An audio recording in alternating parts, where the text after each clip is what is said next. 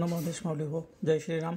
Me Sandeep अशोकाळे Arya ज्योतिषालय and healing सेंटरमध्ये तुमचं स्वागत करतो. माऊली आपल्या नवनाथ भक्तिसार शृंखलेमध्ये आता 38व्या अध्यायाचं फलित आपण जाणून घेणार आहोत.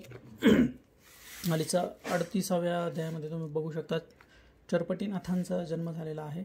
नारद मुनी हे तिथे त्या विप्राला ते चरपटीनाथांचं बालक स्वरूप जे आहे ते त्यांना प्रदान करतात. याचं फलित आपण जाणून घेऊया माऊली हो. इथे म्हटलं आहे 38व्यात चरपटीचा जन्म होनी दत्तात्रेय दीक्षा देऊन विद्ये माझी करुणी संपन्न तीर्थावली धाडीला. म्हणजे 38व्यामध्ये चरपटीनाथांचा जन्म झाला, त्यांना दत्तात्रेयांची दीक्षा प्राप्त झाली आणि ते पूर्ण विद्या त्यांना प्राप्त झाल्या आणि ते पुढे तीर्थयात्रेसाठी निघून गेले.